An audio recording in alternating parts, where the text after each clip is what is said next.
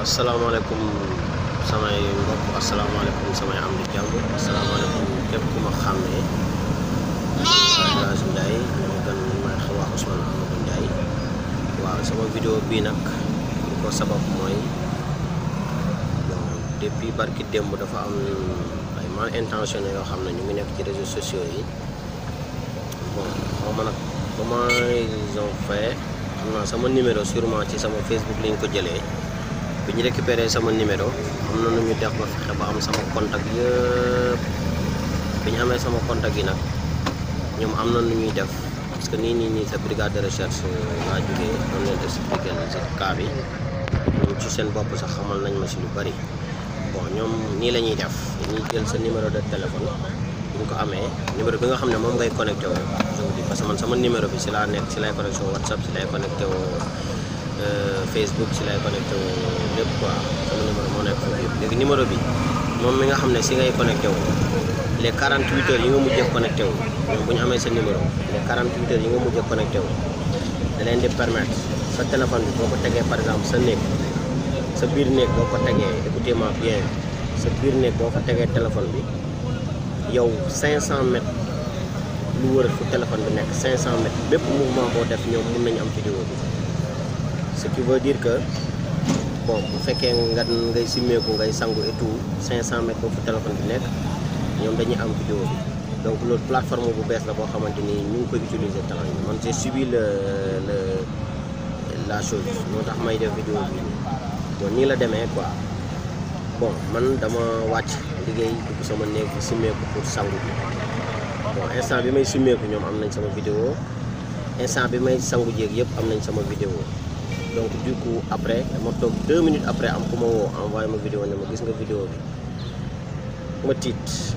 parce que vraiment loolu c'est quelque chose boo xamante ni c'est inadmissible j'arrive même pas à comprendre billahi j'arrive même pas à comprendre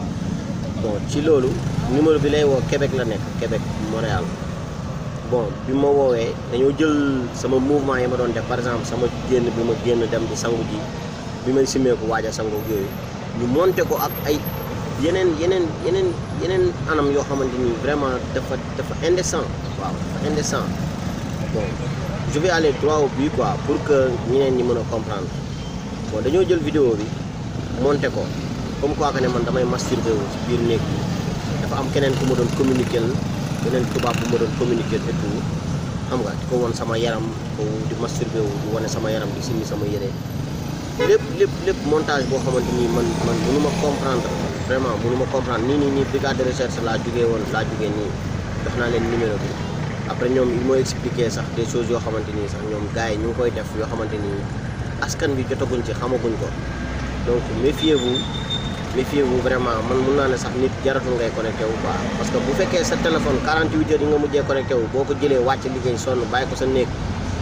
xam nga génn di sangu ñoom ñu mën a am accès ba am vidéo boobu noonu ci via satellite bi je sais pas vraiment loolu nit kenn mënatul mucc quoi kenn mënatul mucc waaw démb ba léegi nag maa ngi jooy parce que vidéo bi ñu ma envoyé xam naa ne bu ñu ko envoyé ci réseaux sociaux yi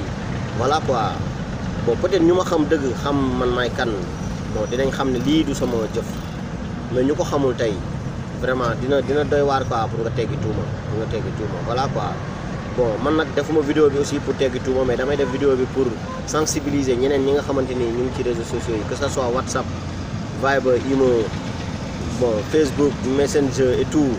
vraiment su ngeen mënee dindi seen numéro de téléphone yi ngeen def foofu noonu ngeen dindi ko te bu ngeen connecté woo tamit ngeen déconnecté wu quoi ngeen bañ a bàyyi seen téléphone noonu parce que buñ ne la yow sa téléphone soo ci connecté woo 48 heures yi ngi ci mujjee connecté wu su fekkente ne téléphone bi fayul boo ko bàyyee à 500 mètres li wër téléphone bi lépp loo def dañ koy gis donc imaginez parce que boo jëlee vidéo tey boo wàccee tey nga par exemple nga yor sa jabar nga séq ak moom ñu mën ko gis xam nga te dañuy jël montage yi def la yow ak beneen tubaab xam nga mu mel ni yow yaay wootanteeg moom téléphone yaay defanteeg moom yenn yi alors que yow defoo ci lenn ñoom il suffit juste ñu am sa benn vidéo ne serait-ce que benn 30 secondes la sax c'est ce qui m'a expliqué le commandant de la brigade de recherche ne serait-ce que benn 30 secondes bu ñu ko amee sa mouvement par exemple 30 secondes sax ñu am vidéo nga jógee fii dem fii rek mouvement même boo solee yére sax ñoom ils sont capables xam nga simmi say yére def la yaram neen xam nga sëy loola ak keneen woote loola ak keneen voilà quoi affaire bu doy waar boo xamante ni man sama bopp daf ma yëm parce que vidéo bi ma ko jotee dama ko supprimer automatiquement mais xam naa ne ñu ngi ko yor te ñu ngi may chantage parce que ils m'ont demandé 2 millions sinon dinañ ko lancer ci réseaux sociaux yi mais bon voilà quoi man yooyu bon dérangé wu ma parce que xam naa man may kan mais juste rek di leen sensibiliser encore une fois ngeen bàyyi seen xel vraiment lii moom métti na trop doy na waar waaw képp ku gis vidéo bi nag waaw nga xam ne du man quoi nga xam ne du man ce sont des gens mal intentionnés ñoo ko def waaw maa ngi leen gërëm di leen sant merci beaucoup jërëjëf